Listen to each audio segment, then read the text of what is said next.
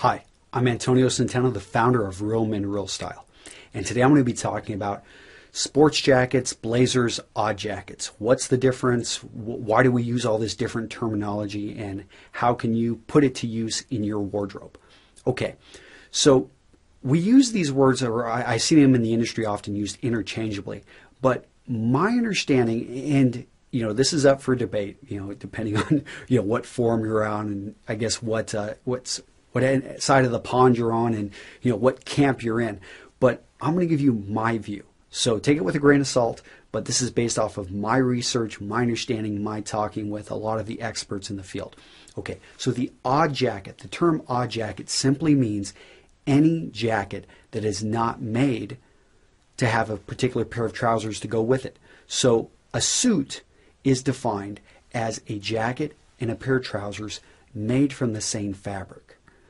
Odd jackets, by the very name, do not have a matching pair of trousers. So any jacket out there that does not have a matching pair of trousers, whether it be a blazer or a sports jacket, is technically an odd jacket. So that's an all-encompassing word. You don't see it used very much, though, because it just sounds odd. And therefore, I'm not going to talk about odd jackets, and that's kind of like the overarching word. But I'm going to talk about the two subsets of odd jackets, and that's the blazer and sport jackets. And these, in my opinion, are very different. Although I've seen some writers use them interchangeably, and I think that in particular, I think it's wrong. And the reason, because I think the blazer is a much more structured piece.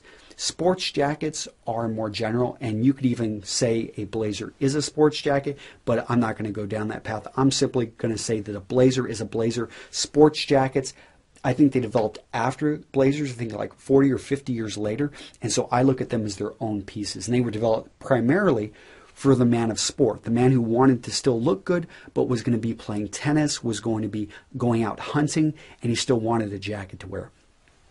So let's talk about blazers. What makes a blazer unique? Well, one of the first things are you're going to notice that they're almost always blue. Now, blazers can come in red, they can come in green, they can come in other shades of very dark, I think, somber colors. But what you're going to see is primarily they are navy blue, and you're going to see them in a blue worsted serge. That's considered by many of the experts the classic fabric for it to be made from. But you'll see them in flannel, you'll see them in hopsack, you'll see them in other just a regular worsted wool.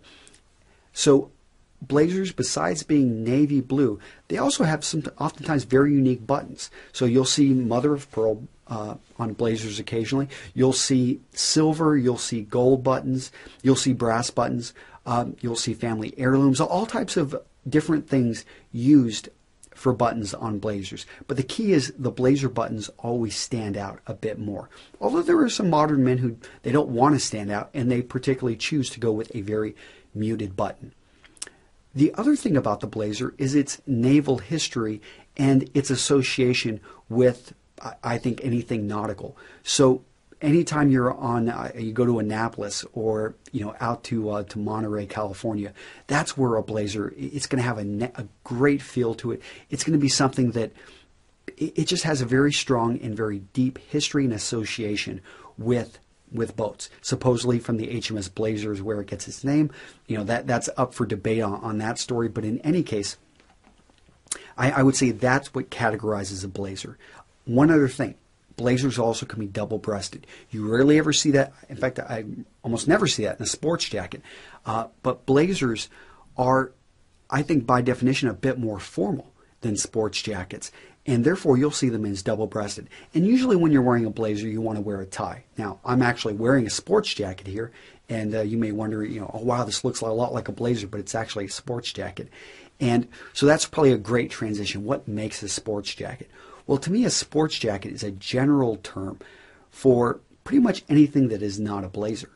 And so sports jackets have the word sport in them. And that's because they were developed, my understanding, in the 1920s and 30s, whenever men were starting to exercise more, get out and play sports, and they wanted to be gentlemen sportsmen.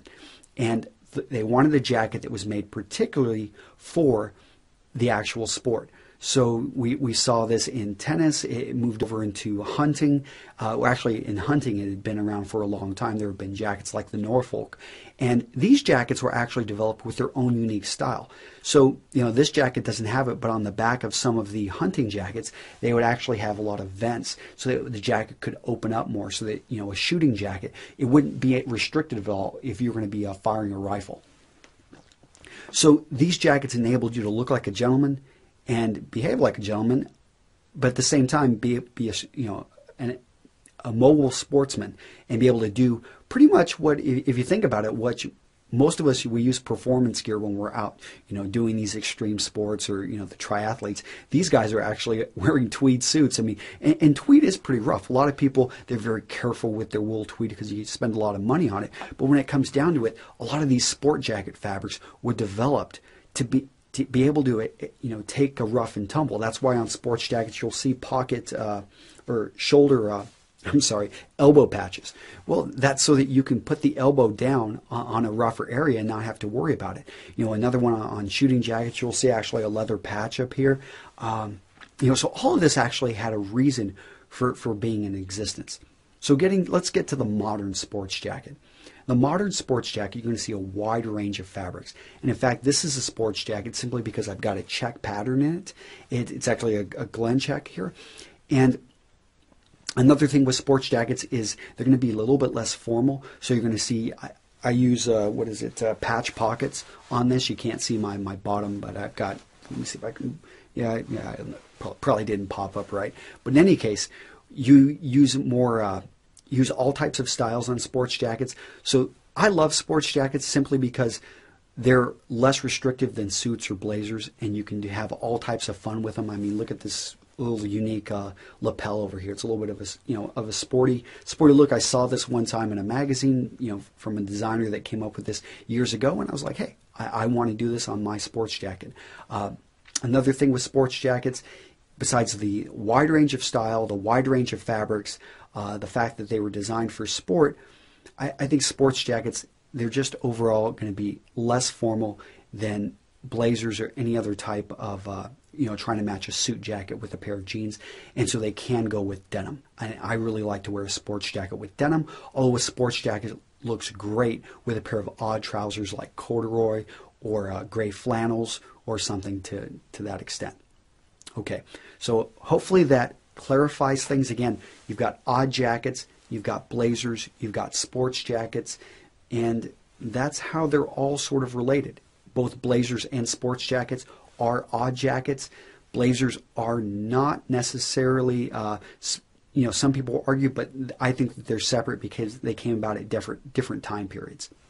Okay, hopefully I did not confuse you. If I did, I guess you can send me an email and I'll either redo the video or I'll just send you right to the article in which I talk and explain this in more detail.